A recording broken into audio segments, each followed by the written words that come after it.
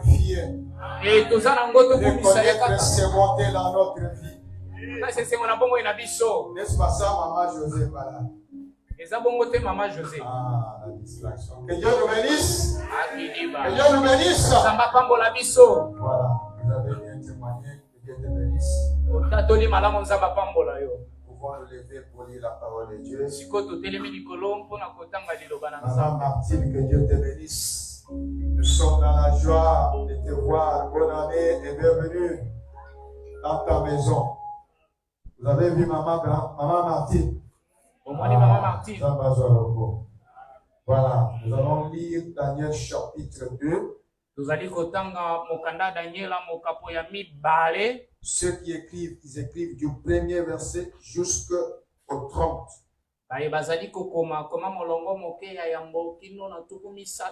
Mais celui qui va lire, il va d'abord lire du premier au 5e, il saute. Lisez d'abord du premier au 5e, vous sautez, vous allez au 11, au 14e, et puis 25 à 28. Daniel chapitre 2. Vous écrivez du premier au 30, mais celui qui va lire, il va lire en partie. Du premier au 5, on saute. De 11 à 14, on saute 25 à 28. Lisons au nom de Jésus-Christ. Amen. La seconde année du règne de Nebuchadnezzar eut des songes. Il avait l'esprit agité et ne pouvait dormir. Les rois fit appeler les magiciens, les astrologues, les enchanteurs et les chaldéens pour qu'ils lui disent des songes.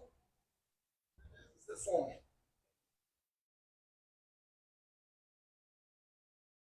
Ils vinrent et se présentèrent devant le roi. Le roi leur dit, j'ai eu un songe, mon esprit est agité et je voudrais connaître ce songe. Les répondirent au roi en langue araméenne. Ô roi, vis éternellement, dis le songe à tes serviteurs et nous en donnerons l'explication.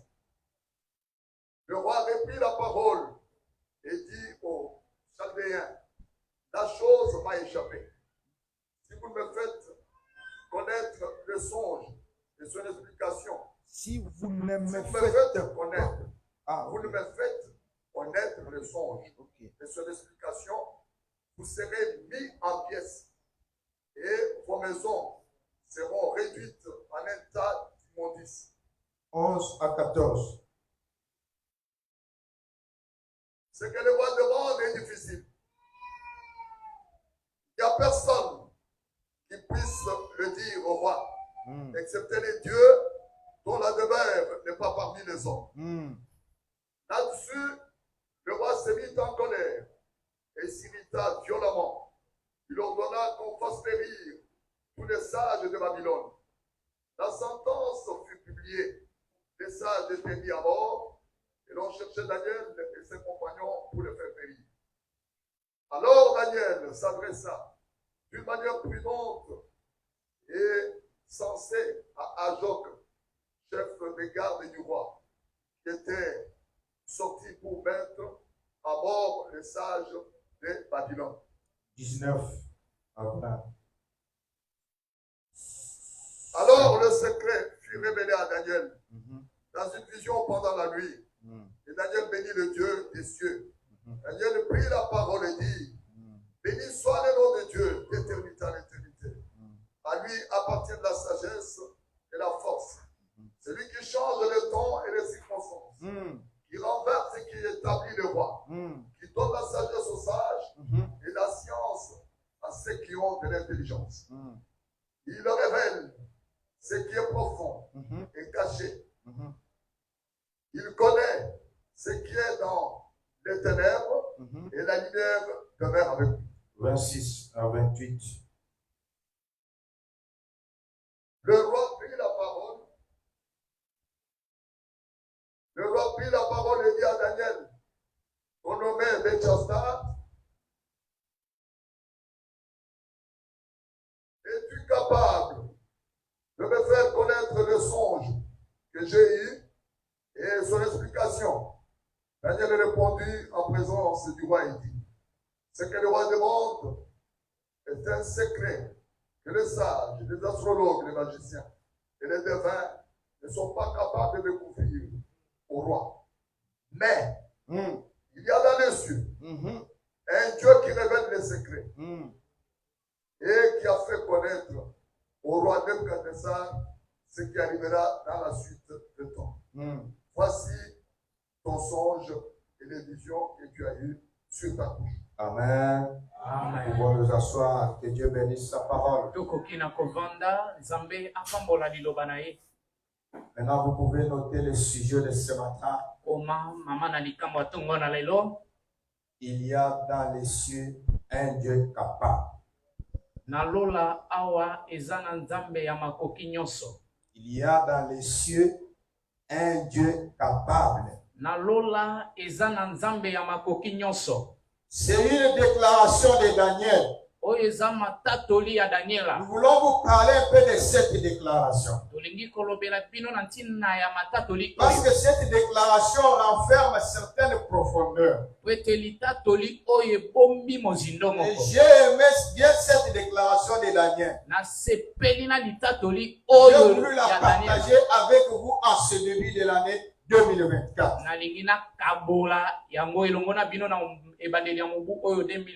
Parce que nous connaissons beaucoup de problèmes dans nos vies. Nous rencontrons plusieurs problèmes dans nos vies. Que ce soit au niveau de l'église, que ce soit au niveau du pays, que ce soit au niveau de nos familles, des problèmes sur problèmes. Nous avons entendu plusieurs choses. Nous avons entendu des prophètes. Nous avons entendu des pasteurs, des apôtres, des évangélistes. Nous avons aussi entendu des magiciens, des sorciers parler contre nous. Même nos frères et sœurs, ils ont parlé contre nous. On nous a entraînés parfois à des choses auxquelles on ne s'attendait pas. Et après, on est surpris, on commence à se lamenter. Non, bien aimé dans le Seigneur. Je voudrais que nous sachions à partir d'aujourd'hui, en ce début de l'année 2024, dans la persévérance que nous avons à la foi en Dieu, que ce Dieu-là existe. Et comme ce Dieu-là existe, il est le rémunérateur de ceux qui le cherchent. Ceux qui étaient avec nous mardi et jeudi, nous avons essayé de démontrer comment chercher ce Dieu-là et comment ce Dieu-là nous rémunère. Que Dieu nous bénisse. Nous avons dit, bien aimé, pour remettre ceux qui n'étaient pas là sur les rails, nous devons chercher les dieux de tout notre cœur. Il faut d'abord savoir que Dieu existe. J'ouvre une parenthèse. Savoir et connaître, ce sont deux verbes synonymes qui signifient deux choses différentes. Connaître est inclus dans savoir.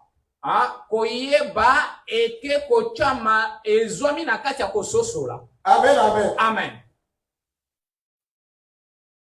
Connaître Dieu est inclus dans savoir Dieu. On va expliquer, vous allez comprendre.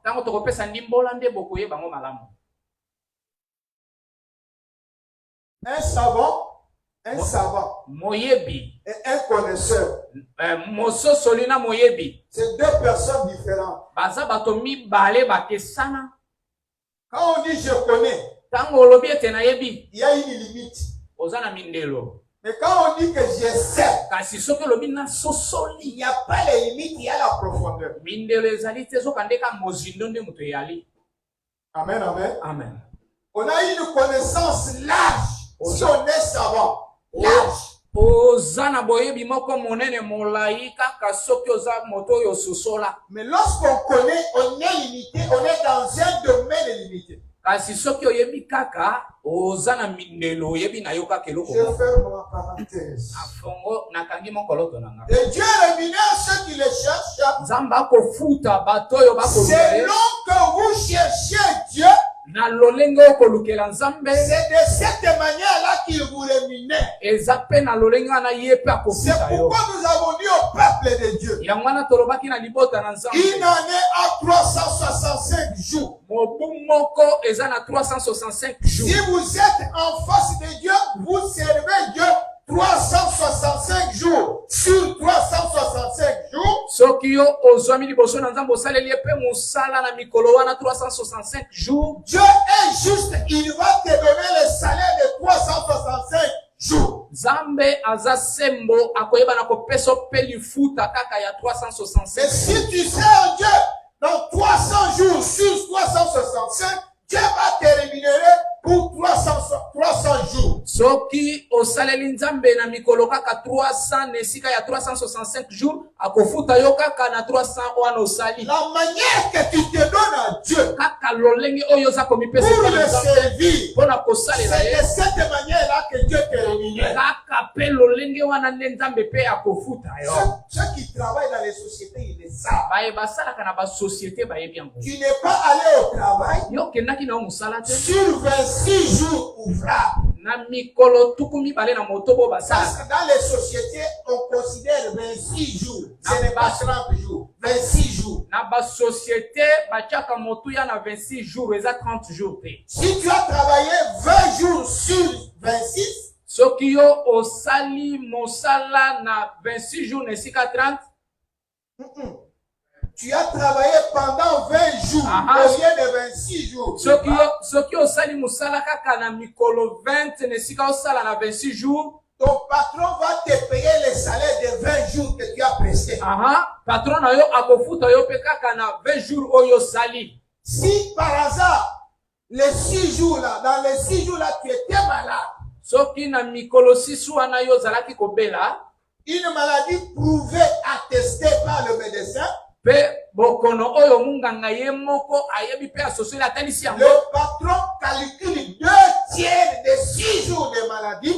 patron na yo akoyeba na kokalkule te tiers na oyo bakokaki kopesa yo, Et il t'ajoute sur les 20 jours que tu as travaillé. abakisi yo na mikolo oyo osalaki 20 jours wana. C'est la même chose dans l'œuvre de Dieu. Ndenge moko pe na mosala na Dieu Nzambe. ne nous a pas créés pour croiser les bras. Nzambe akela biso po tovandaka tolingaka maboko. Dieu nous a créés, il a donné à chacun un talent. Oyebi Nzambe apesa na moto nyonso ndenge toza boye talanta. Pour que chacun donne le meilleur de lui-même selon le talent que Dieu lui a donné. Na ntina ete moto nyonso asala mosala atalisa kolandisa talanta oyo Nzambe apesi ye. Si tu te donnes beaucoup plus à Dieu, Soki yo mipesi mingi na mosala na Nzambe, plus il va aussi te bénir. mingi pe Nzambe Mais akofuta si yo. tu te donnes moins au travail de Dieu, Soki okomipesa moke na mosala Dieu na Nzambe, aussi va te rémunérer moins. Nzambe pe akofuta yo pe kaka moke. Si tu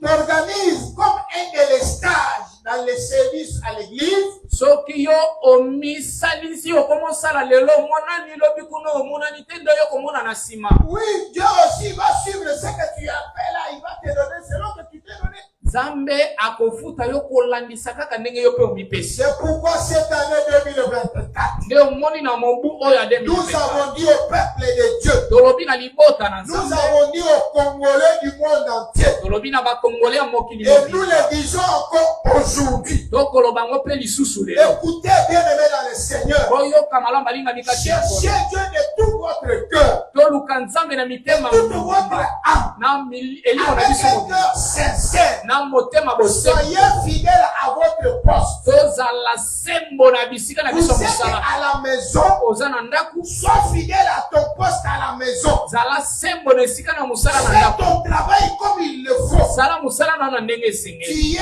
dans la société. Ozomi na société, Tu es directeur, tu es secrétaire. oza directeur to Sois à secrétaire. ton poste pendant les heures de travail, travaille consciencieusement. Zala esika na yo ya mosala sala na ndenge Tu esengeli. es un protocole à l'église, même si le protocole est bien habillé aujourd'hui. Oza protocole ezala ndenge ba protocole lelo ndenge ba Mais chumi si bala. vous servez Dieu comme des goïgoles, Kasi soki ozali kosala mosala na même ndenge si vous mabe, êtes bien habillé, ezala ochumi na malamu. le Seigneur va vous rémunérer au prorata. Aha, kolo akofuta ope kaka mabe. Que chacun soit à son poste Moto nyonso azala na esika na et qu'il le mosala. fasse consciencieusement Asala ngo na ndenge de esengeli. tout son cœur. Na motema na C'est mobimba. alors que tu verras que Dieu est juste. Nde okomona ete nzambe yango aza sembo. Daniel cherchait Dieu de tout son cœur. Daniel abanda koluka nzambe na motema na Il a eu une rémunération qui correspondait à la manière qu'il s'est donné à Dieu. azwaki lifuta na ye kolandisa ndenge abanda kosala mosala na ye epa na nzambe. Écoutez bien aimé dans le Seigneur. Yoka malamu molingami kati na nkolo. J'ai lu en Ézéchiel chapitre 14. Natangi na Ezekiel mokapo zomi na Nous mili. avons déjà parlé de ça ici. Tosi tolobela ngo. Dieu dit ceci. Nzambe alobi boye. S'il enverra la peste, Soki atindi nzala pela. peste, maladie. Soki atindi bokono, S'il envoie la famine soki atindi nzala, ou d'autres calamités to pasi songolo à son peuple. na libota na ye. Si parmi ce peuple-là, Soki na molongo ya il bato y a wana, 3 hommes, eza na bato misato. ces 3 hommes-là Bato misato ne wana, périront pas. bango bakokufa te. Vous vous souvenez? Ozokanisa ngo? Vous vous souvenez? Ozokanisa ngo? Parmi les 3 hommes, Na molongo ya bato il y misato, avait Daniel Daniel azalaki à côté de Noé na pembeni ya Noa et de Job. na Yobo. Le docteur a même expliqué ce que ça signifie. Dokotolo na biso apesaki ndimbola ya likambo yango. Que Dieu nous bénisse. Nzamba pambola biso. Que Dieu nous bénisse. Nzamba pambola biso. Soyez comme Daniel. Tozala lokola Daniel. C'est le symbole de la foi Yango nde elemba et de l'amour de Dieu. pe ya bolingo na Nzambe. Et Job, c'est le symbole de l'espérance. Yobo azali elembo ya elikia. Or, il ne peut pas avoir l'espérance sans la foi. Okoki kozwa elikia te soki yambo zangi kondima. Que Dieu vous bénisse. Nzamba pambola biso. Que Dieu vous bénisse. Nzamba pambola biso. Et Noé était le symbole de la justice. Noa ye azalaki elembo ya bosembo. Or, tu ne peux pas être juste sans que tu aies la foi en Dieu. Okoki kozala sembo soki ozangi kondima kati na Nzambe te. Ce n'est pas le sujet du jour. Eza mama na likambo ya J'ai lelo pris te. seulement Daniel. Nazwi be kaka Daniela. Daniel, bien aimé dans le Seigneur, Daniela balingami kati na nkolo. il faisait partie des déportés de Babylone. Ye azalaki na molongo ya bato bakangamaki na bawumu na Il avait Babylone. ses compagnons. Azalaki na bandeko na ye. Ah, j'aime bien cet homme. Hein? Nalingaka mingi moto oyo. J'aime bien cet homme. Nalingaka mingi moto Daniela. Ferme dans la foi en Dieu. Ye atelema ngwi na kondima na ye kati na Nzambe. Fidèle à Dieu. Aza sembo epa na Nzambe. Quelqu'un qui aimait bien Dieu. Aza moto alingaka mingi De tout Nzambe. son cœur, de toute son âme, de toute son être. Motema na ye mobimba elimo na bomoto na ye Voilà mobimba. parmi les caractéristiques bonnes de Daniel. Tala alolenge o Daniel azalaki nango. Qui a fait qu'il puisse avoir une bonne rémunération de la part de Dieu. Oyo esalaki ete Daniela azwa lifuta malamu epa na Nzambe. Daniel était fidèle dans la prière. Daniela azalaki penza fidèle na Même losambo. s'il y avait des tourments, des calamités. Ezalaka pasi ezali minyoko ezali azoya. Même s'il était persécuté. Ezala bakotungisa ye. Daniel était fidèle dans la prière. Daniela ye azalaki fidèle kati na Il losambo. avait la foi en Dieu. Kondima na ye ezalaki kati na Nzambe. Daniel savait. Daniel ayebaki. Daniel ne connaissait pas. Daniel ayebaki te. Daniel savait. Daniel ayebaki. C'est ça le problème de Lingala. Likambo ya lingala yango wana. Connaissance, savoir.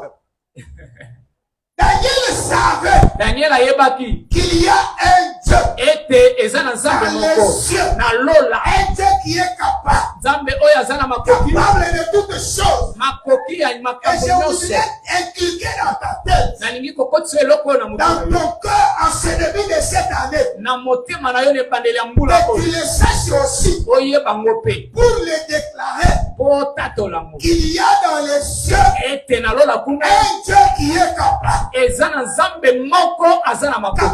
de toutes choses, quelles que soient les conditions. Il faut savoir qu'il y a un Dieu capable.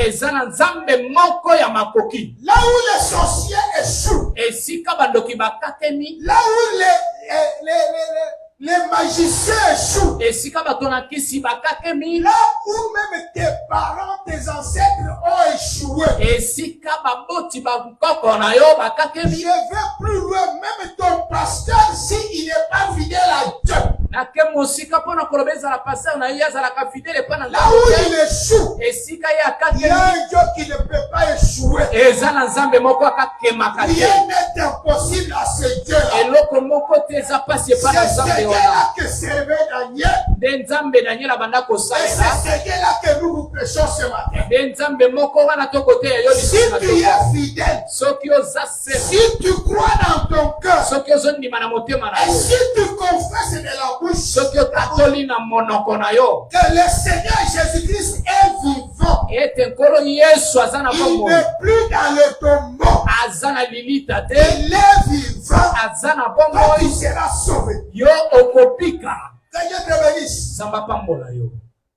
Partout où tu peux te trouver, en déportation comme Daniel, ce que toi tu vas faire va étonner les gens.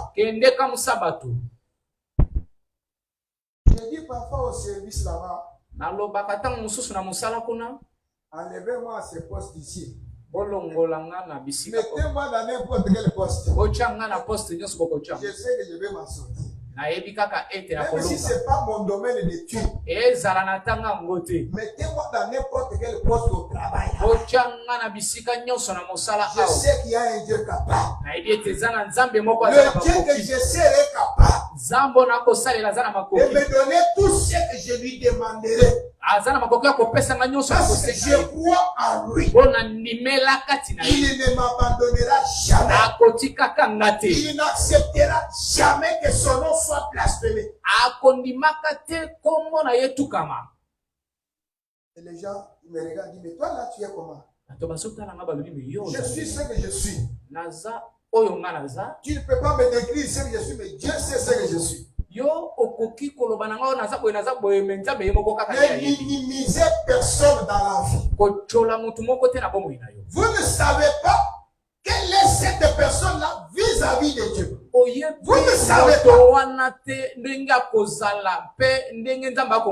Ce n'est pas parce qu'il ne parle pas beaucoup. Attention. Il y a un Dieu dans les cieux. Attention, il y a un Dieu dans les cieux. Qui t'a créé, qui l'a créé, qui m'a créé, qui a créé toutes choses. Et tu connais chacun. Selon qu'il se donne en lui Dieu. Et qui est le véritable rémunérateur. Daniel dans la déportation à Babylone. Vous savez, dans la déportation, il y a la souffrance. On est malmené. On est esclave. On fait des travaux durs. Malgré cette situation-là difficile, papa, maman, malgré cette situation-là difficile, Daniel était fidèle à Dieu. Il priait 3 fois par jour. Ses regards où la fenêtre était ouverte en direction de Jérusalem. Ici, je ne vous parle pas de Jérusalem physique. Ça veut dire que le regard de Daniel était tourné vers le véritable Dieu. Quand tu entres dans la prière, que tes regards soient fixés sur Dieu. Ne regarde pas ta maladie. Ne regarde pas tes souffrances. Daniel n'a pas regardé les souffrances.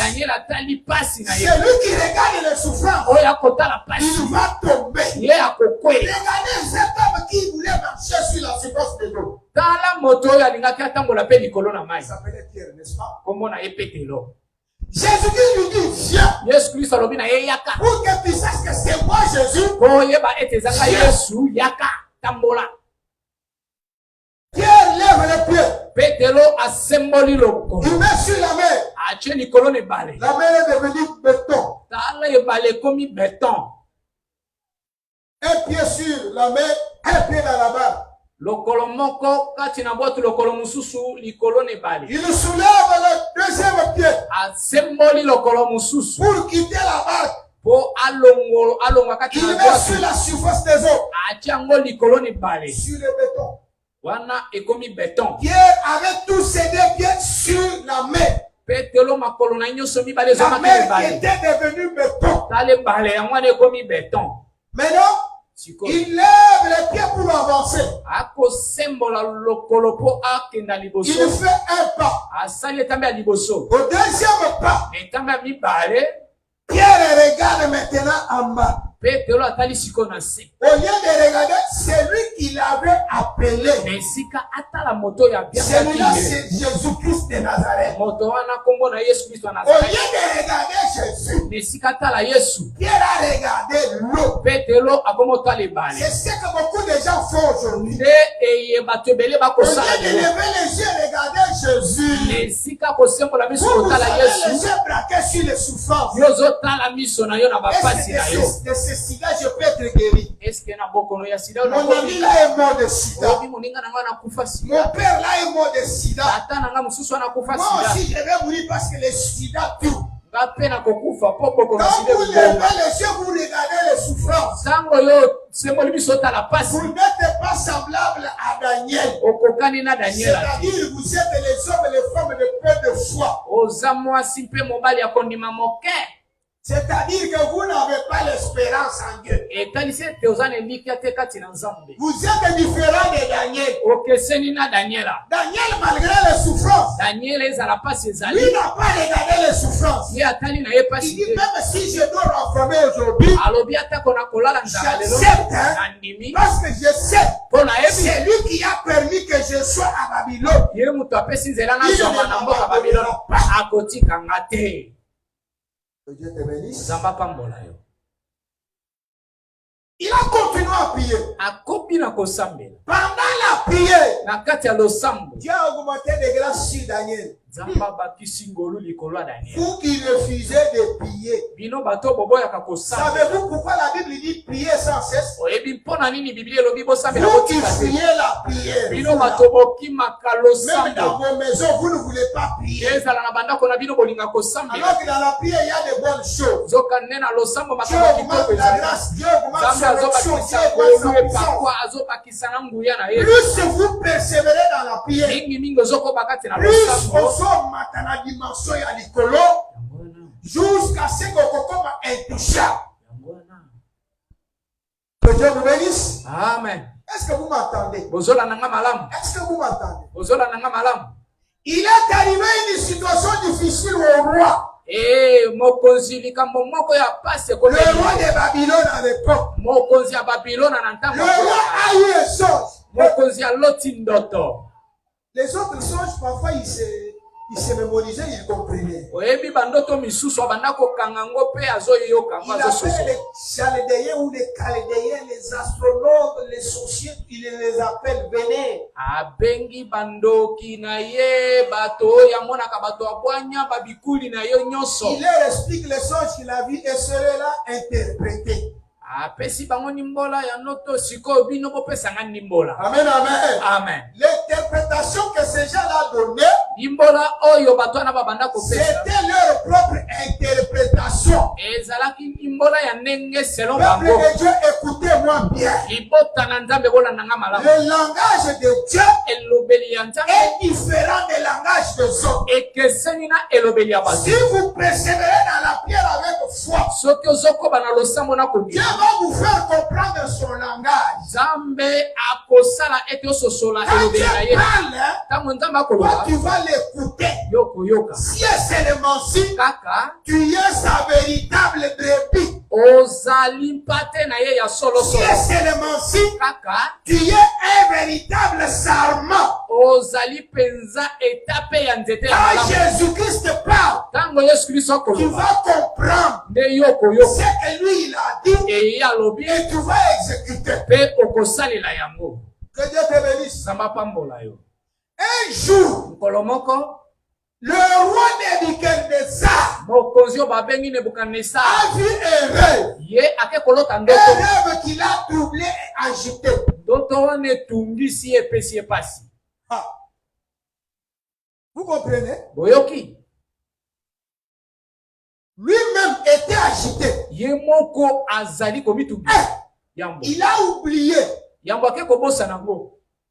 Il ne se rappelle plus de ce qu'il avait vu. Azokanisa ta eloko moko te ya oyo amonaki. Non seulement ça, Kaka wana te. mais il était agité. C'est ce que la Bible dit. Agité, tourmenté. Il n'était pas à l'aise. Il n'avait pas la paix. Azalaki na kimia te azo komitungisa na sala nini.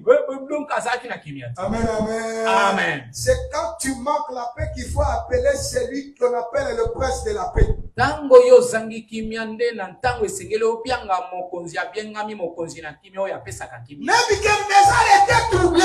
Mokonzi Nebukadnezar atungisa Il makili. appelle ces gens. Abengi bato na ye. Venez, Oya. les astrologues, Oh, bato bayebi makambo yango oyo ezala ya les likolo. Chaldéens, Ezala bato babengi les bakaldeya. magiciens, Bato na kisi. les sorciers, Bandoki. les sages de son peuple. Bato ya boyebi. Il les a tous appelés.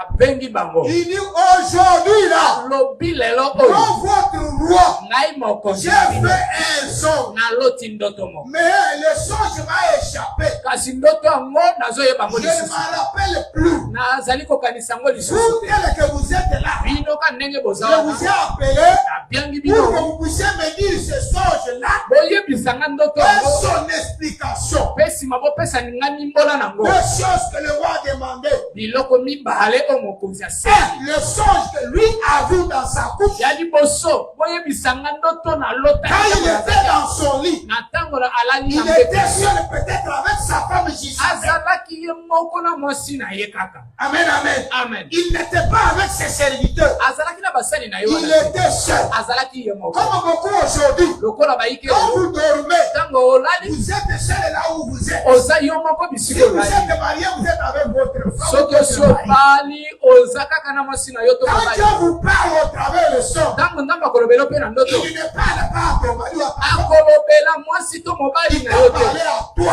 Alobeli mpe kaka Parler yo. à toi seul. Kaka epa na yo moko. Le salut est individuel. Lobiko eza kaka ya motu ye moko. Okojembela epa na nga te po ozwa. Le roi était agité. Mokonzi atungisamaki. Le songe l'a échappé.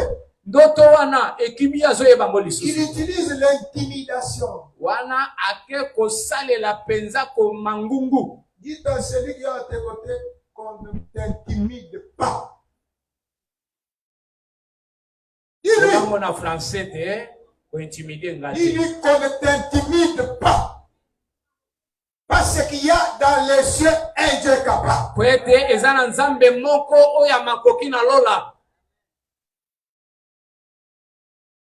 Nous vivons beaucoup d'intimidation, même au Congo. Ezala na Kongo tokobika mangungu On nous ebele. intimide même pas des réseaux sociaux. Bakosala biso ba mangungu ezala na ba réseaux Je sociaux. voudrais que nous puissions prendre une résolution ferme. Nalingi toyeba na kozwa mokano Que moko ya malamu. personne ne nous intimide au Congo. Moto moko intimide biso te na Congo. Que personne ne nous intimide à SK. Moto moko te intimide biso na Parce que je SK. sais Po na yebi qu'il y a dans les cieux kuna na lola. un Dieu capable Zambe ya makoki moko azali. qui sait déjouer toutes les intimidations. Oyo ayebaka kolongola ba intimidation nyonso. Daniel ne savait. Daniel ayebaki yango. Mais le roi Nebuchadnezzar ne savait pas. Kasi mokonzi Nebukadnezari ye ayebaki yango te. Ignorant qu'il était. Et ayebaki eloko moko Il te. a fallu que Dieu puisse mettre son esprit en agitation. Esengeli nzambe atia molimo na ye banda kotungisama. Nebuchadnezzar s'enorgueillait. Mokonzi Nebukadnesari ye wana mutu Comme alolendo. beaucoup aujourd'hui s'enorgueillent.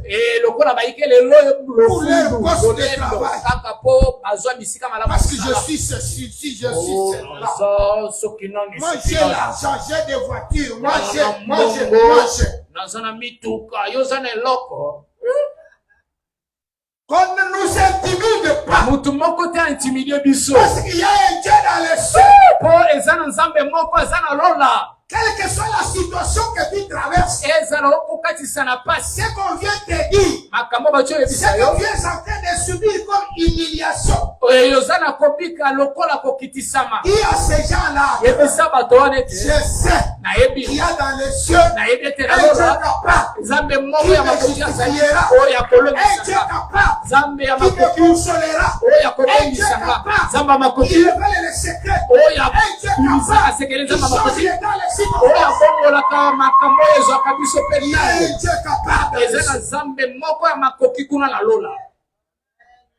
Nebuchadnezzar utilise l'intimidation. Tala Nebukadnesari ake kosalela intimidation. Ses serviteurs lui disent, Basali na ye balobi na ye. oh roi, Oh mokonzi. raconte-nous les rêves, nous allons te donner l'explication. Yobetela biso kaka ndoto yo loti biso topesa Le roi lola. dit, ça m'a échappé. Mokonzi alobi ndoto yango ekiminga. Dieu sait confondre les gens. Nzambe ayebi kokotisa bato Dieu mbutu. sait confondre les gens. Nzambe ayebi C'est kokotisa bato pourquoi mbutu. faites très attention dans la Yango vie. wana esengeli kokeba mingi na Ne bongo. minimisez personne dans la vie. Kotyola mutu te na bomoi na. Il y a son créateur dans les cieux. Mokeli ya mutu wana azali na lola.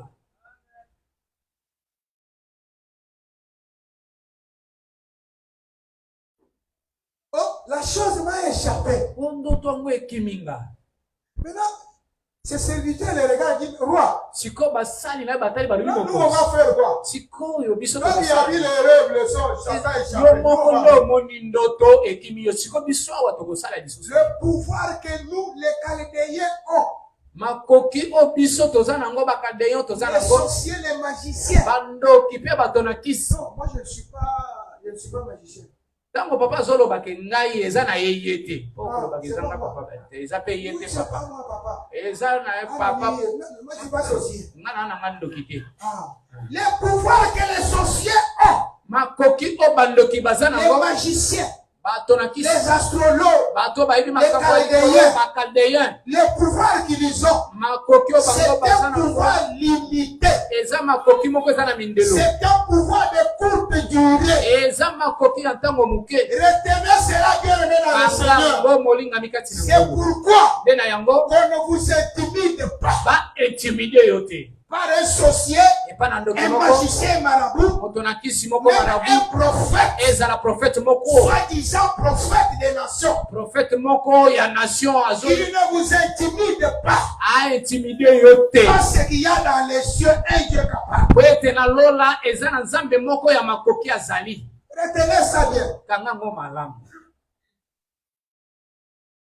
Maintenant, ils disent au roi, Siko alobi balobi ya mokonzi. O mokonzi. comme ça t'a échappé, Lokola ndoto ekimi yo. nous on va faire quoi? Biso awa tokosala nini? Le pouvoir est limité. Ah, makoki wana eza na mindelo Il te. y a un Dieu au pouvoir illimité. Eza na nzambe moko ya makoki C'est eza na ce que tu mindelo. dois savoir Esengeli oyeba yango. et déclarer à tous tes ennemis. Mpe otatola yango epa na banguna na yo nyonso. En tout lieu que tu peux te retrouver. Bisika nyonso yo okoki kozwama. Que Dieu vous bénisse. Nzambe apambola yo. Le roi s'est fâché.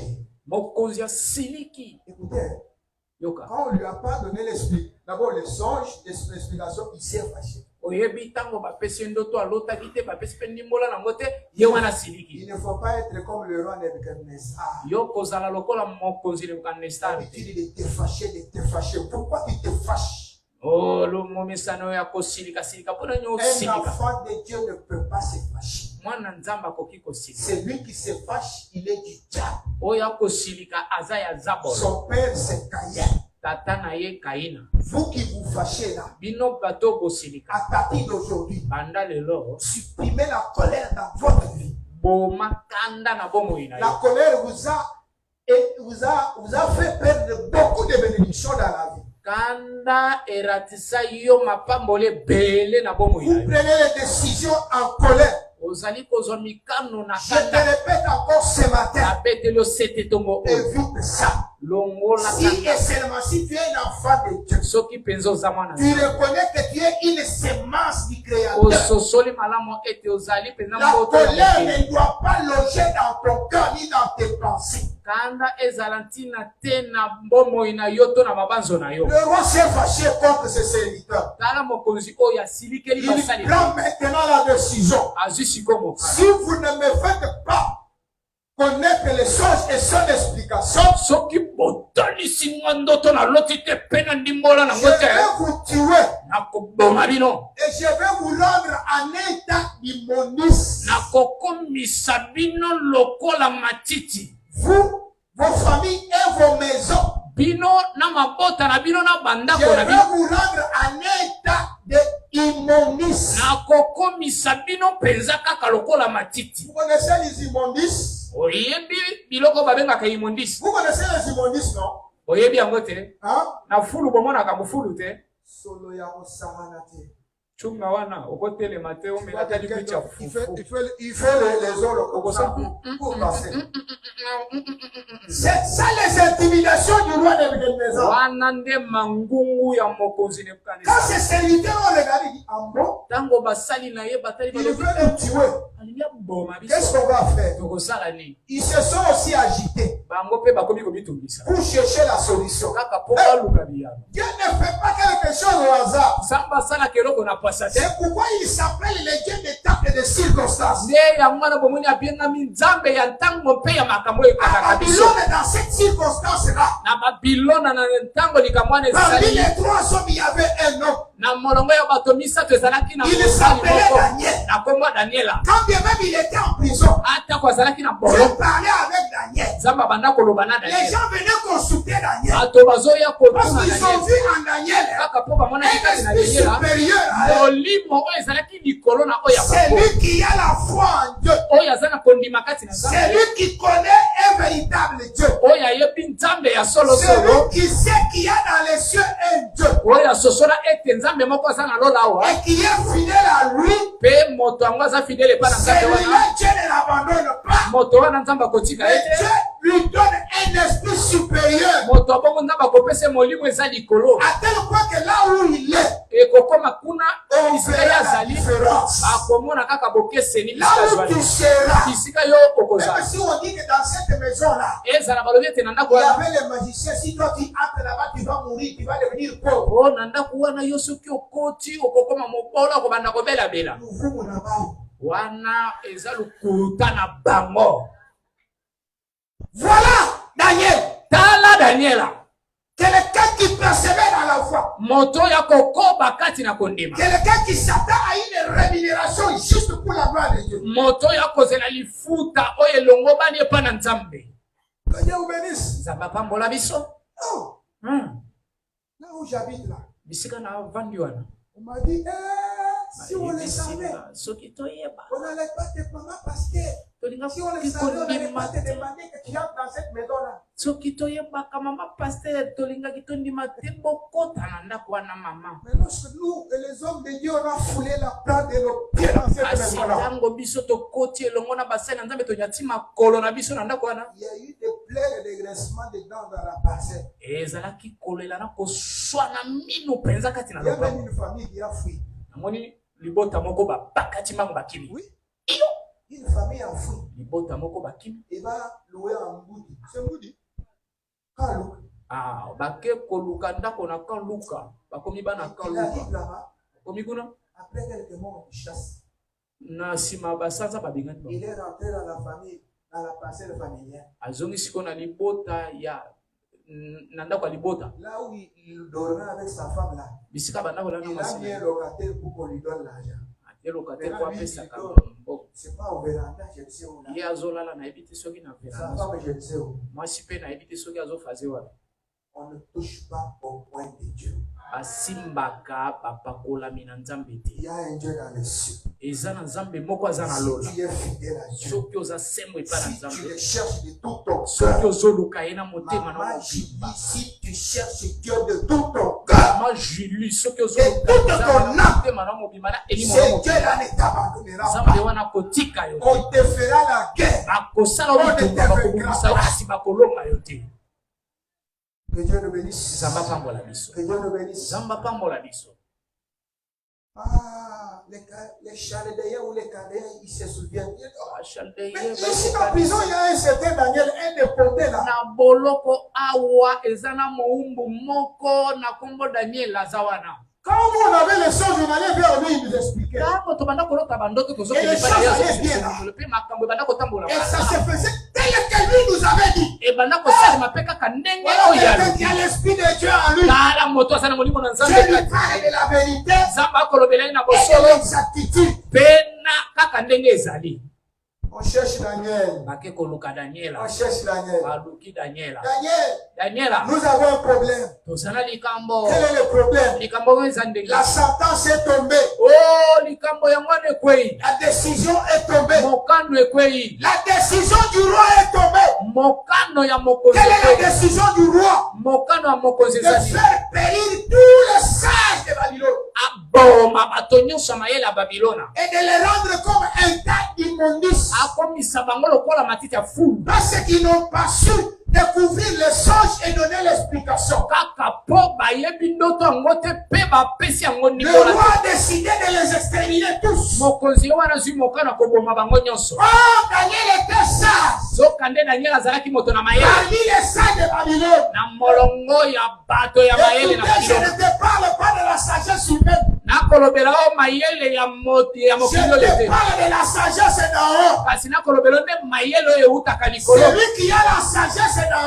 haut, moto oyo aza na mayele euti c'est likolo celui-là qui est avec Dieu. nde moto oyo aza elongo na nzambe Daniel avait cette sagesse. daniel ye azalaki na mayele wana Il s'approche auprès d'Arjoc, apusani pembeni ya le Arjoc, commandant ou le chef de l'armée de Nebuchadnezzar. mokonzi ya mampinga ya mokonzi nebukadnesar.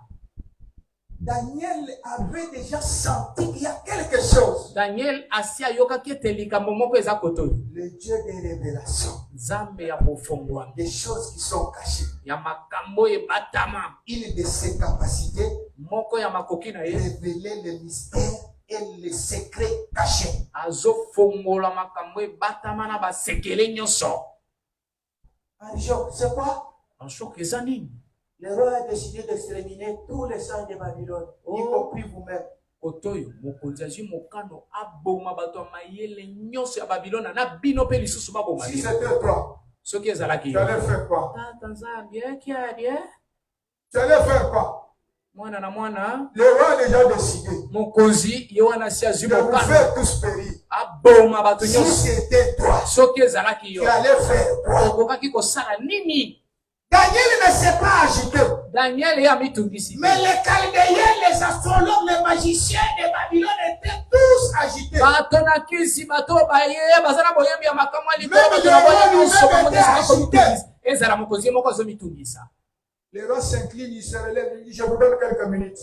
mokonzi ye wana atitisi mutu na se Allez, asembolemo alobi je nazokoma bino nsima ya miniti mitano nazobanda kokonte Si vous banda ne me dites pas les sons de son soki explication, kobetelinga lisolo ya ndoto na la sentence, qu'est-ce que nous on a? biso bawumbu tokomi awa na babilona tosali Où est notre part dans cela? likambo na biso ezali na Quand likambo il a vu son songe, nous on n'était pas là. ye ntango aloti ndoto na ye biso Et tozalaki te. pourquoi la sentence doit maintenant tomber sur ceux qui sont innocents? sikoyo mpo na nini mokano na ye eya kokwea na biso Daniel bainosa. a eu la compassion de tous. tala daniel azwi mawa ya bato nyonso ayoki mawa Peuple de Dieu, ebota na celui nzambe qui persévère dans la foi, oyo akokoba kati na il doit kondima avoir l'amour de son prochain. ebongi azala na Il ne bolingo ya peut mojalani pas na ye accepter que l'autre puisse mourir. ni akondima souffrir. te ndeko na ye akufa to amona pasi. C'est alors que Daniel est réuni ses compagnons. nde na ntango wana daniel asangisi baninga na ye Les misusu trois bazalaki compagnons misato de Daniel, ils étaient à trois. baninga ya daniel bazalaki misato Plus lui-même, ça fait quatre. na ye moko bakomi minei. Je n'entre pas dans les chiffres. nazokota na nga na oyo etali motango te. Ils sont entrés en prière. ingeli kati na losambo. Est-ce que c'est ce que toi tu fais? Bazotuna yo pe osala kabongo. Est-ce que c'est ce que toi tu fais quand tu es devant une difficulté? Bazotuna yo zola la pona nini. Tango yo zala kana pasi ndey ya moyo sala. Quand tu es devant un problème difficile, est-ce que tu entres en prière? Na tango yo zala kana pasi makambo makaso kota kapena losambo. Est-ce que tu consultes Dieu? Otuna kanzambe. Parce que si tu sais qu'il y a un Dieu dans les cieux, les capacités de ce Dieu-là consiste à révéler des choses qui sont cachées et à résoudre les problèmes difficiles devant les hommes. Oui. C'est ça la nature de ce Dieu-là que nous vous prêchons. Un Dieu qui est capable de révéler les choses cachées. Un Dieu qui est capable de résoudre les problèmes difficiles. C'est ce Dieu-là que tu dois connaître et adorer. Daniel et ses compagnons sont entrés dans la prière. Ils ont consulté Dieu. Bien-aimé, consulte Dieu.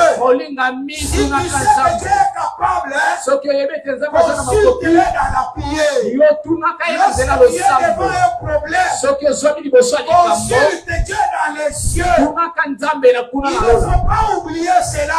Ça doit être ancré dans ta tête, dans ton cœur, et dans tes pensées. Il y a dans les cieux un Dieu capable de résoudre les difficultés que tu traverses. Est-ce que tu crois? Ah, les gens ne croient pas. Papa André, les gens ne croient pas. Moi, je crois.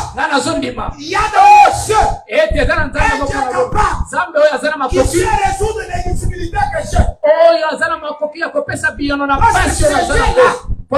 Il est capable de tout. Daniel et ses compagnons dans la prière.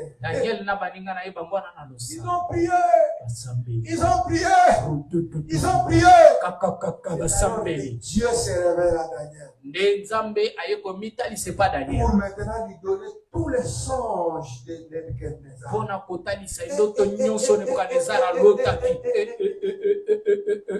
Là où Nebuchadnezzar dormait, Daniel n'était pas là, Papa André. Daniel n'était pas là.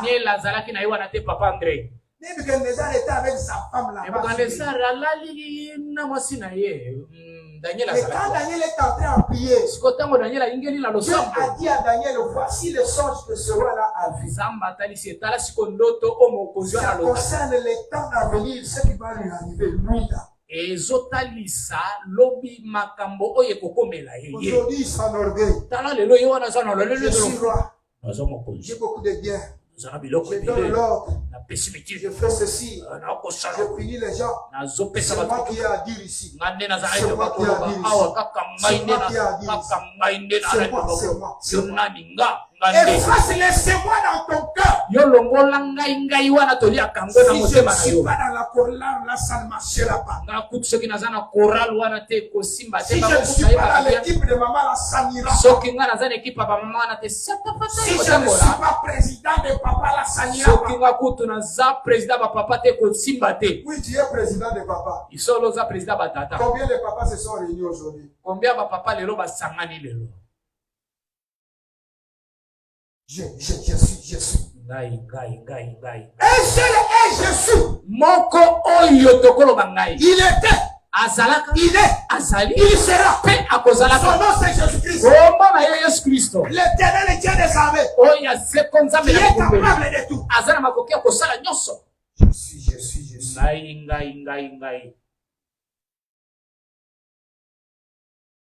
Et après la prière, Daniel cherche Arjok. Daniel a koluka Arjok. Arjok, tu es commandant, non? Zali commandant. Chef de l'armée de Nebuchadnezzar, n'est-ce pas?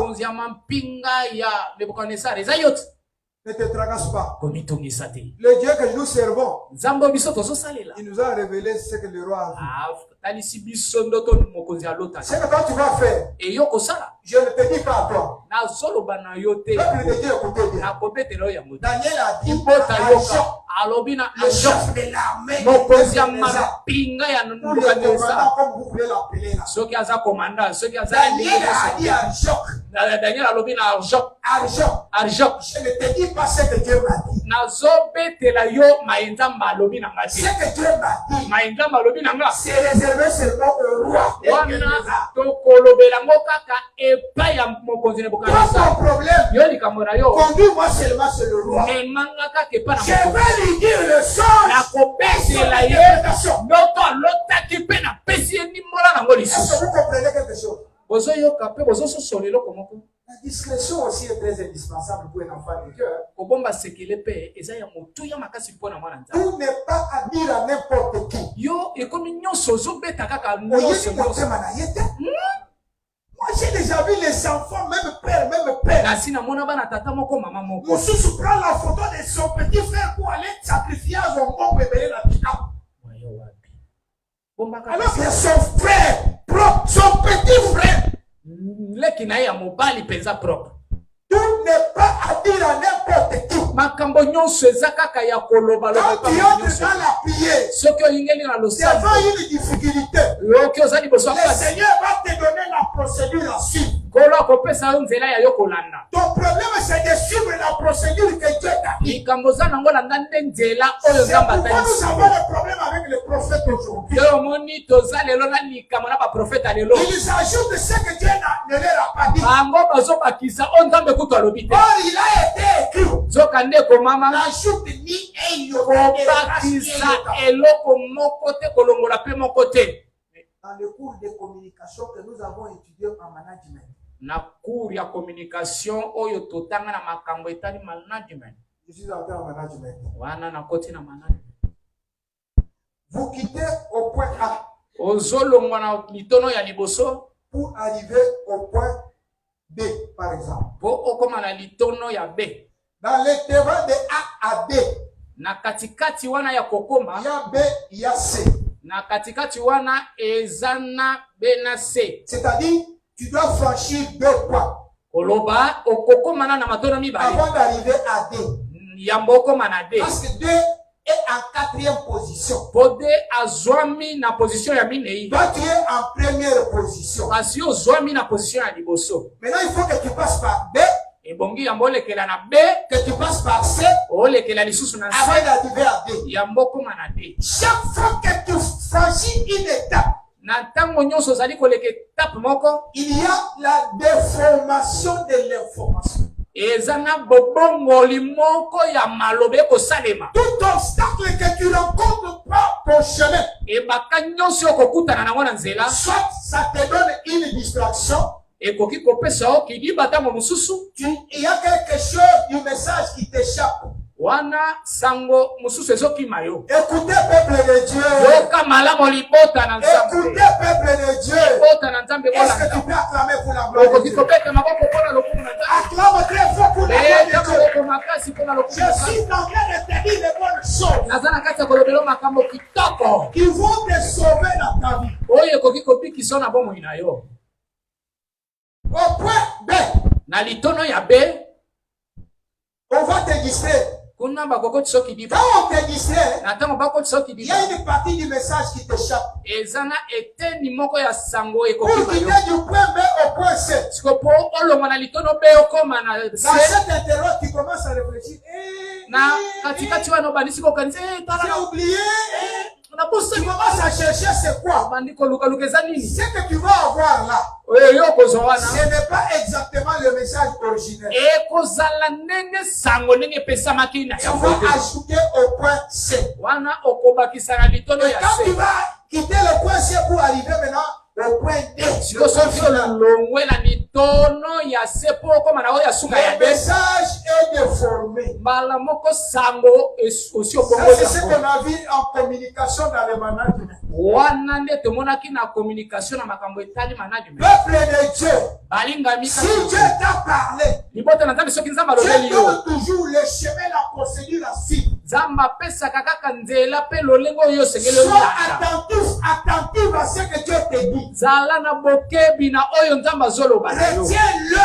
Simba kanga yango malamu. C'est pourquoi il faut prier avant. Esengeli kosambela ya mona nyonso. C'est ce que Daniel a fait avec ses compagnons. Yango nde Daniel asalaki elongo na baninga na Ils ye. ont prié sincèrement. Basambeli na ndenge esengeli. À tel point qu'ils sont entrés en communication avec Dieu. Kino bakomi kosolola na nzambe. Tout ce que Dieu leur a dit, Mai nyonso nzambe alobi na bango. Daniel a retenu. Daniel akangi. Il n'a pas enlevé même un iota. Alongoli ata eloko moko te. C'est alors que Dieu lui a dit, va dire au roi. Nde na boye nde nzambe ayekoloba na Ce kende qui biso va lui mokonzi. arriver dans l'état à venir. Makambo ekokomela ye nsima Parce que ntango. j'ai vu son orgueil. Mpo namoni lolendo na ye. J'ai vu l'orgueil du roi Nebuchadnezzar. Namoni lolendo ya J'ai vu comment le Nebukadnezar. roi Nebuchadnezzar est en train de faire souffrir mon peuple. J'ai Namoni vu. mokonzi Nebukadnezar ndenge azali komonisa bato na pasi balinga mikati na Les gens qui sont en train de te faire souffrir là, bato bakomonisa pasi il y a wana. un Dieu dans les cieux qui a les yeux pour voir. Nzambe moko aza na lola aza na miso Dieu voit azomona. ces gens-là. Nzambe azomona bato Dieu wana. te voit aussi qu'on est en train de te faire souffrir. Nzambe mpe azomona yo ndenge Ne bakomonisa crois pasi. pas que Dieu est aveugle. Non. Okanisa te ke nzambe alolanda. Nzambe azomona Parce que yo. Dieu voit Po nzambe azomona quelque chose de mince. eloko ezala eza Dans les moke. ténèbres, dans les fonds de Ezala la na mer noire. molili ezala na kati ya libanga moyindo. Nzambe azomona. Nzambe Dieu est azomona. capable de Nzambe voir. aza na makoki mpe ya komona. Ne t'inquiète pas. Komitungisa Il y a un te. Dieu dans les cieux. Eza na nzambe moko aza na lola oyo ya makoki nyonso. Conduis-moi chez le roi. Daniel alobi mema ngai epa Moi, mokonzi. Daniel, je vais lui dire ce que Dieu m'a dit. Mai Daniel nakoyebisa ye mai nzambe alobi na nga. Inde. Abeti ekuke. Il y a une déportée de Babylone. Awa eza na baumbu wana ya oyo bamema na Babylone awa. Il a une origine juive. Ye aza muyuda baza bayu aza muyuda. Nous aussi, quand il était en prison, il a Yeah. expliqué les choses. Il est là pour expliquer. Biso pe ntango tozalaki na boloko abandaki kopesa biso ndimbola bandoto tobandaki kolota aza wana. Fais-le entrer. Otisa ye. Wana mokonzi. Comme maman major dit, c'est pour ça que vous donnez aussi les commandements. Mama major ntango azalaka na poste na ye mosala okoyoka mongongo neti ezalaka awa te ya kuna ezala mosusu ya mitindo. Religion à Que bon. 400. Amzolo repo. Daniel. Et puis, il faut ça dans la brutalité. Bazosala ngo mpenza na brutalité nyonso. Même là où il ne faut pas la brutalité, Ezala bisika bakoki na les brutalité. gars du corps font toujours la brutalité. Bakoro bango basala kaka uyuku balilisi tout le monde bapitu ndamu. Même si tu as raison, Ata oza na raison. brutalité, Brutalité kaka. la caractéristique du diable. Lingango ya bozabolo. Il ne faut pas être brutal. Kozala brutalité. Allez, Daniel. Allez, pourquoi ça y est? Le roi lève les yeux, regarde Daniel. Mokonzi asemboli miso atali Daniel. Écoutez la question du roi. Yoka siko motuna ya mokonzi, yoka ndenge mokonzi ya Aïe, kotuna. aïe, aïe, aïe, il y a un Dieu dans les cieux. Zambe moko azali na lolawa, yoka ndenge mokonzi ya kotuna motuna. Verset 26.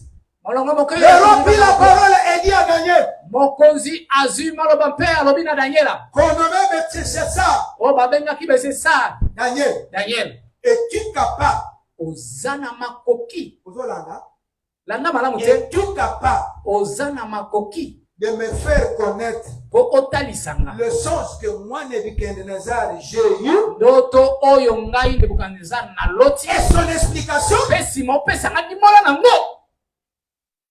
Verset 27. Molongo moke ya tukumi bale na. Daniel répondit en présence du roi Daniel ayaloli liboso mokonzi. et il dit, Pe alobi. oh roi, Mokonzi. ce que le roi demande Yo mokonzi akosenga. est un secret Eza sekele que les sages, oyo bato na mayele. les astronautes, Bato bayebi makambo ya likolo. les magiciens Bato na kisi.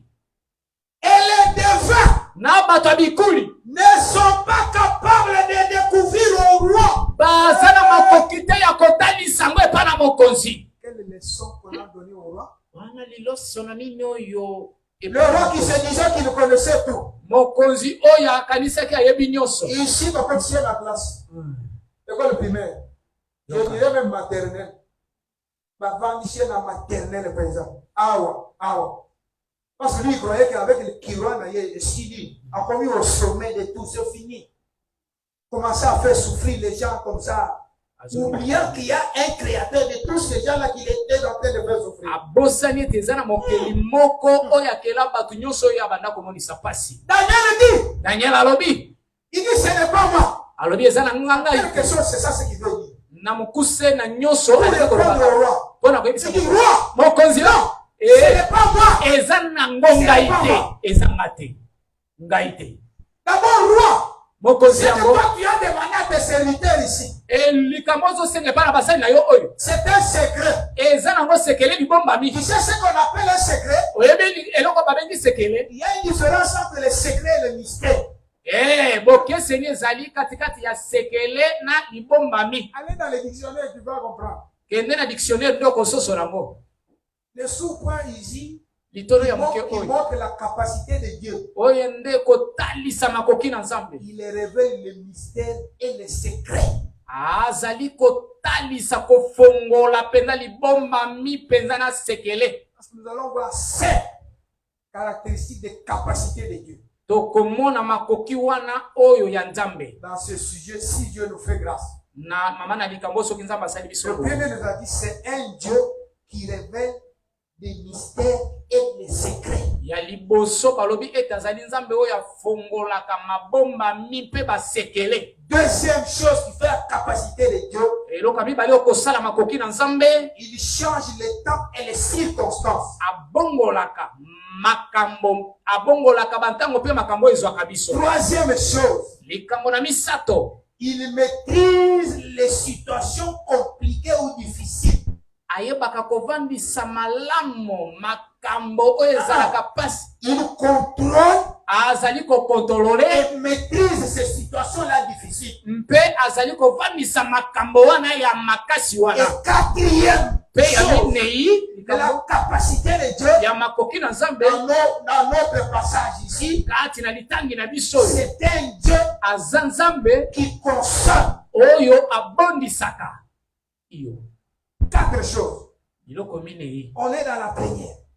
tozali na Révéler oyo les ya choses yango cachées. oyo ye azali kofongola ya azofongola C'est sekele ce que Daniel va faire. yango nde Daniel akosala. Amen, amen. Amen. Amen, amen. Amen. Est-ce que le peuple de Dieu, on est ensemble? Liboto na Nzambe tozoyoka ngo On est ensemble?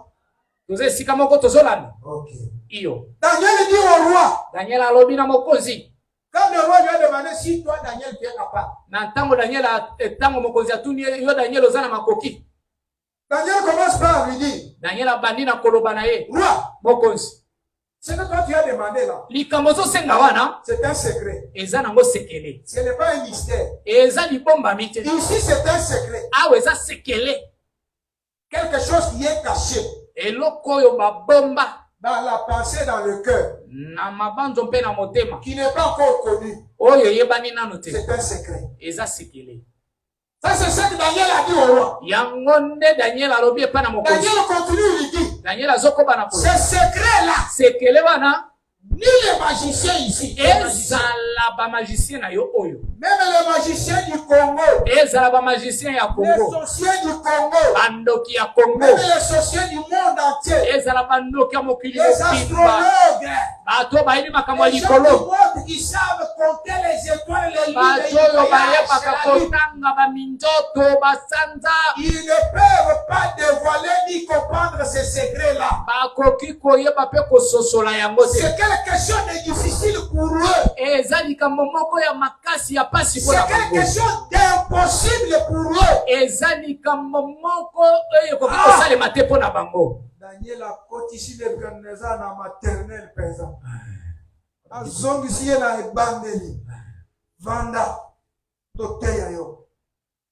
Ce secret-là, sekele ni tes magiciens ici. ezala bamagicien na yo nyonso bato akisi oyo bango nyonso C'est impossible eza de pasi comprendre cela. mpo bayeba kososola yango mpe. Il continue et c'est là où il y a notre sujet. azokoba nde esika mama na likambo na biso eyali.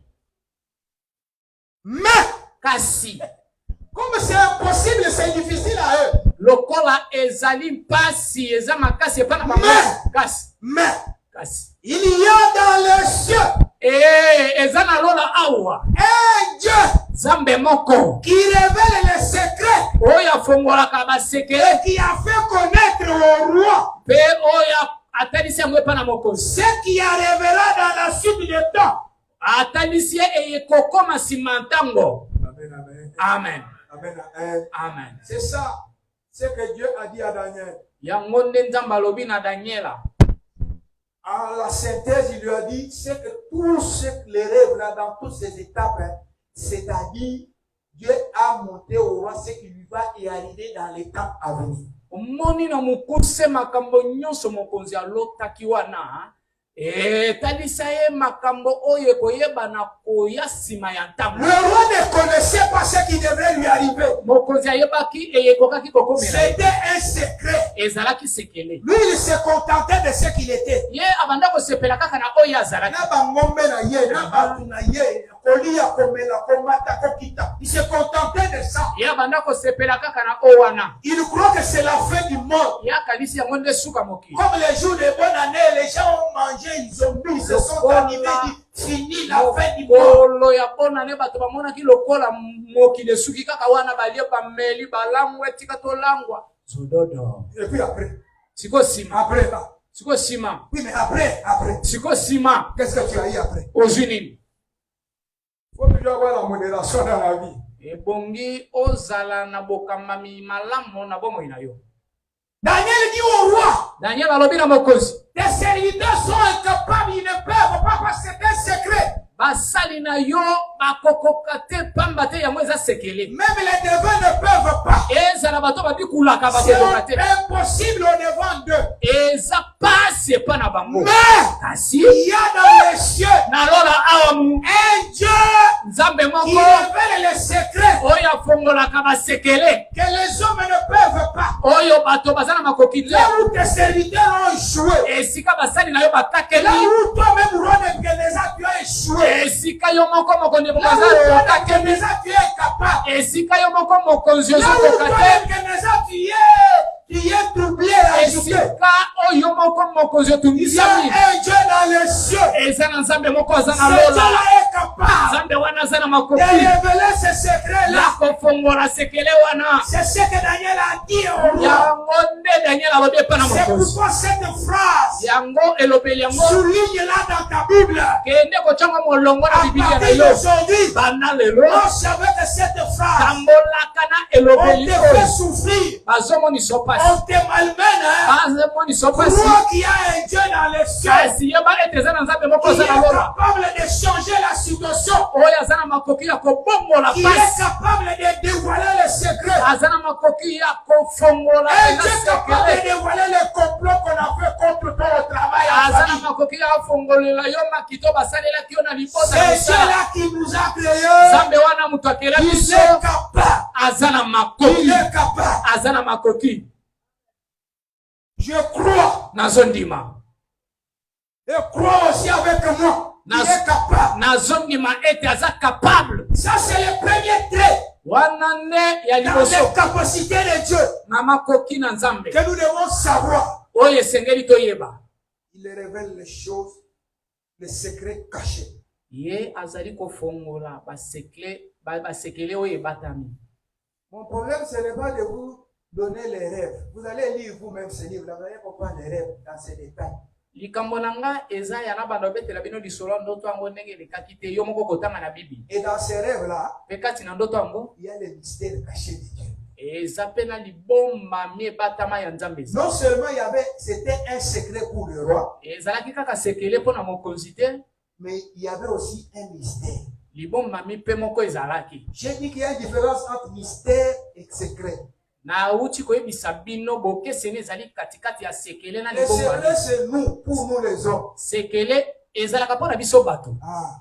Mais mystère, ça c'est pour Dieu. me libombami ezalaka mpo na Nzambe. biso bato lobaka bomba C'est lui qui sekele. révèle le mystère. Nzambe ye moko nde Dans afongolaka sa makomba divinité à lui. na Là. bonzambe na ye Il y a des mystères cachés, ezana mabomba mi des ebatama connaissances infaillibles. boyebi moko oyo esukaka te. Amen, amen. Amen. C'est pourquoi je dis au premier tiré ici des capacités de Dieu. Na molongo ya liboso ekosala makoki na C'est un nzambe Dieu qui révèle le mystère et le secret. azali nzambe oyo afongolaka basekele mpe mabomba C'est ce qu'il a vu. Il a fait voir un roi Nebuchadnezzar dans le rêve. yango nde atalisaki mokonzi nebukadnezar kati na ndoto na ye. Comme c'était un mystère, le roi n'avait pas compris. lokola ezalaki libomba mi mokonzi ayi isosoli ya moto. Mabomba mi ya nzambe, il n'y a que Dieu lui-même qui sait au fond à qui il veut. Amen. Ce n'est pas donné à n'importe qui. epesami na moto nyonso pambapamba te. Tika nzambe afongolela yo mabomba mi na ye. iyo Tu es en train de dormir dans ton rêve, tu vois un palmier. Je ne sais de donner cet exemple toujours. Un palmier. napesaka mingi ndakisa oyo olali na ndoto na yo omoni nzete moko ya mbila. Parfois tu pries pour la guérison. ntango mosusu ozosambela mpo na Parfois lobiko tu pries pour la promotion au travail. ozosambela mpo omata na mosala na yo. Parfois tu pries pour la réussite aux études. ntango mosusu ozosambela mpo ete olonga na Dans kelasi. ton rêve, tu vois Dieu te montre un palmier. na ndoto na yo olali omoni nzeta Le mbila. palmier que tu as vu là, nzeta mbila omoni c'est une wana réponse à ta prière. eza eyano na losambo na yo. C'est un mystère eza libomba qui mi a une explication. eza na ndimbola na Et ngo l'explication, mpe ndimbola c'est Dieu lui-même qui doit l'expliquer. nzambe ye moko nde moto akopesa Pour ndimbola comprendre l'explication, mpo sosola ndimbola rentre auprès de ce Dieu-là. zonga kaka epa na nzambe Demande à ce Dieu-là. senga epa na nzambe Parce que wana c'est lui qui est capable po ete ye nde aza na de makoki révéler le mystère. ya kofongola Et de na faire bomba mi comprendre ce que ça signifie. apesa yo ndimbola elingi kolakisa N'aie yo pas peur. kobanga te Ne t'arrête pas. kotelema pe te Si tu t'arrêtes, soki oyo tu otelemi n'auras pas compris ce que le palmier signifie. okososola te nzeta mbila elakisi nini Tu vas tournoyer comme ça. okobanda korompo ekobaloka Rentre auprès de ce Dieu-là. zonga epa na nzambe wana. Pose-lui la question. kuna ye motuna Seigneur, kolo ye ceci veut dire quoi? oyo elingi kolakisa nini Qu'est-ce que moi je dois faire nini nga nasala par rapport à ce que tu m'as montré ici? kolandisa na oyo olakisi Ça veut dire quoi? yango elingi koloba Et nini qu'est-ce que moi là? mpe nini Moi ngai que tu as montré là. nga mutu na Qu'est-ce que je dois nga mutu faire? olakisi nakosala Amen, nini amen. amen Amen, amen. amen C'est ce que beaucoup de gens ne font pas. nde bayike basalaka te Dieu connaît les secrets de nos cœurs à nous les hommes. nzambe ayebi basekele na biso ya Dieu mitema connaît aussi ce mystère à nous. nzambe ayebi mpe mabombami oyo ya ye Et moko le secret et le mystère. na basekele na Il mabomba faut que nous puissions recourir auprès de Dieu. Il va nous donner l'explication. ebongi tokimela kaka epa na nzambe kaka ye moto Il akopesa va biso nous bandimbo dévoiler cela. akofongolela biso yango Parce que les choses cachées mpo makambo ebombama sont réservées à Dieu pour sa gloire. yango eza kaka mpo na nzambe mpo na Si ntina je ne tempo me na ye trompe pas, Proverbe chapitre 25, verset 2, si je ne me trompe pas. soki na mikosi te masese mokapo tuku mibale na mitano molongo moke ya mibale eza bongo zela totanga Ah? bonano 29. Deutéronome 29. deutéronome 29 Les choses cachées. makambo ebatama Moi j'ai dit proverbe. makambo ebatama Oh, Zambé na bomo. Zambé na bomo. Zambé na bomo. Deutéronome. Vous y êtes? mpe ya bana na Afin biso que libela na nous tili mettions en pratique. batama C'est à l'Éternel notre Dieu de les révéler. eza kaka na nzambe nde akofongola Quand il les révèle, soki afongola à yango ce moment-là, na ntango wana ça nous appartient à nde nous, ses enfants. ekomi ya baza bana Ceux qui ont son esprit en lui. baoyo baza na molimo na Est-ce que ye toi tu as l'esprit de Dieu en toi azotuna yo oza na molimo ya nzambe kasi pour na yo être appelé son fils? bobyangama mwana na ye Si tu n'as pas l'esprit de Dieu en toi, yo soki ozali molimo na nzambe ce kasi genre de choses, makambo ya tu ne boye les comprendras pas. okotikala kososola yango Vous te allez tige. libungutulu ekobanda koleka lokola mopepe zero C'est pourquoi il faut entretenir l'esprit de Dieu en toi. yango wana ebongi kobatela malamu molimo na nzambe Ne kasi na yo sois pas comme un bois qui est détaché du feu. kozala lokola nzete oyo balongola ngo na nzete monene te po batya ngo na moto. Lorsqu'on décrète la prière, toi tu es toujours absent. Tango bazoloba losambo ezali yo. À la maison, tu ne sais même pas prier. Na ndako osambelaka pete. C'est-à-dire, tu es comme un bois détaché du feu. Oza lokola koni oyo babimisi na moto. La conséquence, c'est quoi? Likama siko ezali. Moto ekobomana. Ikukufa mara moko. Koni wana ezala moto te. Parce que tu ne comment? Ce genre de choses, pour les connaître, il faut entrer en prière, demander à Dieu. Daniel a demandé à Dieu. Parce que le songe a échappé à un Nabuchodonosor, un homme. Parce que Daniel n'était pas avec Nabuchodonosor quand il a vu son songe. C'est-à-dire c'était inconnu. C'était un secret. Alors, ce secret, il y a quelqu'un qui sait le découvrir. Si tu sais qu'il y a un Dieu capable de révéler le secret de tes collègues de travail, de révéler le secret de tes frères et sœurs, de révéler le secret de ton entourage, ton voisinage, accroche-toi à ce Dieu-là. Continue à prier ce Dieu-là. Continue à invoquer ce Dieu-là. Persévère. Et il a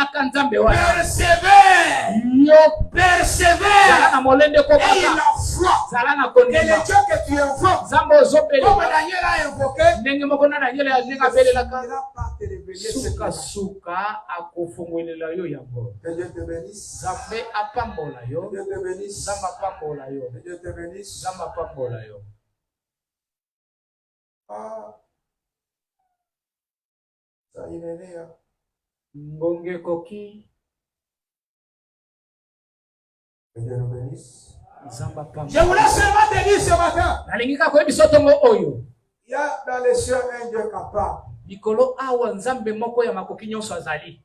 Souligne-le bien dans ta Bible. Chango molongo malamu na Biblia na yo. Quelles que soient les situations que tu traverses. Ezalozo katisa na pasi soki ya ndenge nini.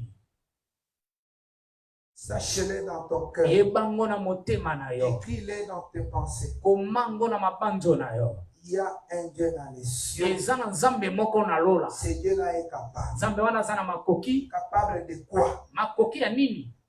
Ya yambo. De révéler les mystères et les secrets. Ya kofongolela yo ba sekele na mabomba mi. C'est ce qu'il a fait dans le cas de Daniel et Nebuchadnezzar. Yangonde asalaki na likambo ya Daniel na mokonzi Nebukadnezar. Il y avait et les mystères dedans et les secrets. Kati sekele zalaki pe ba mabomba mi pe zalaki. Et le Dieu que nous vous prêchons, c'est ce Dieu-là qui est capable de révéler et les secrets et les mystères. Zambo tozote ya bino nde nzambo azana makoki ya kofongola ba sekele na mabomba mi. Il y a les gens qui ne savent pas comprendre les mystères de Dieu lorsqu'ils ont été appelés. Ezana bayike baza kososola te mabomba mi na nzambe na tango nzambe abiangaki bango. Oui, je suis intercesseur, oui, d'accord. Oh, nazambo sambeli sambeli. Je prie tous les vendredis, oui, je prie. Ngayo na sambela ka vendredi nyonso na. Quel est le mystère caché dans la prière que tu fais? Libomba misiko na losambo osoka wana ezali. Il y a que Dieu qui peut te révéler cela. Aka nzambe ndi akofongolela Et yo. pour que Dieu te révèle cela, Ko nzambe afongolela yo. sois comme Daniel. Zala lokola Daniela. Sois comme Daniel. Zala lokola Daniela. Persévère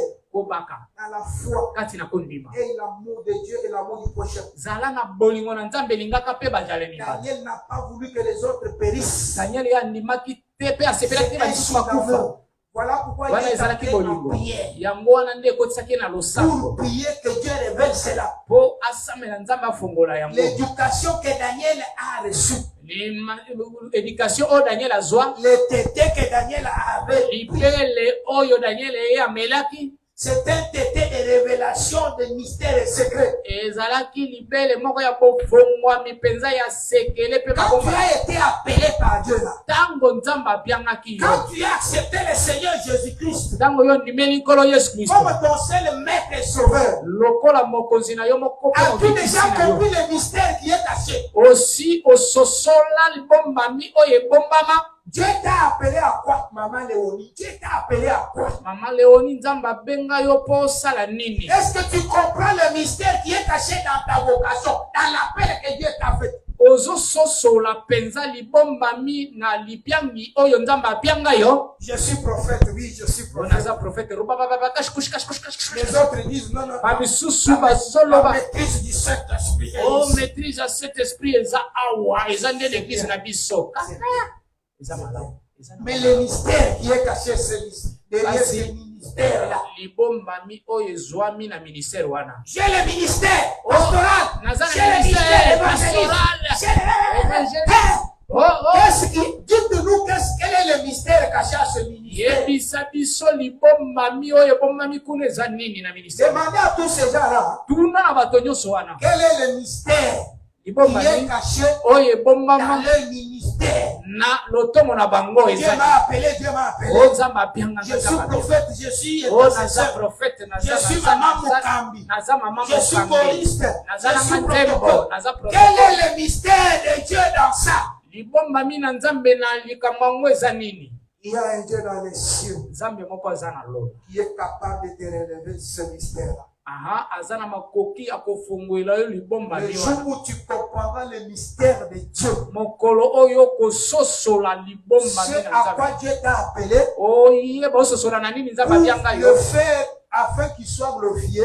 Po osalela ye na ntina ete ye kombo na ye kumisama. Igoigo yekosila, Iyo. orgue yekosila, kambe yekosila, murmure yekosila. Toi, okozala soumise ya kosakana te. Amen, amen. Amen. Amen, amen. Amen. Crois Ndima. qu'il y a dans les cieux Ete kuna na lola. un Dieu Nzambe moko. qui révèle Oyo afongolaka. et le mystère Azofongola libombami. et les secrets. Pena sekele. C'est deux choses différentes. Biloko mibale kisana. Nous les comprendrons lorsque nous entrerons dans les détails du rêve. Tokoyoka pe tokososola ngo tango C'est par là tokokutana. où on comprendra les mystères cachés de Dieu. Nde tokososola mabombami oyo ebatama ya nzambe. Va lire tous les chapitres 2 là. Va lire à la maison. Tanga mokapo mopimba mibale wana tanga ngo na Que ndako. le Seigneur puisse t'édifier en lisant. Kolo alendisa yo na kotanga kango. Pour ce matin, Pona tongo oyo je voudrais seulement que nous adorons ce Dieu-là. nalingi tongumba merana no nzambe wana. Et nous prenons un temps d'adorer le Dieu des révélations, du mystère et des secrets. Tozwa nanu ntango ya kongumba mela nzambe oyo afongolaka basekele Le na Dieu mabomba qui est mi. dans les cieux, Nzambe oyo azwami na lola. un Dieu qui est capable, Nzambe oyo aza na makoki. qui fait des choses que les hommes ne peuvent pas. Oyo akosala makambo bato baza na makoki te. Concentre-toi dans la prière. Mizi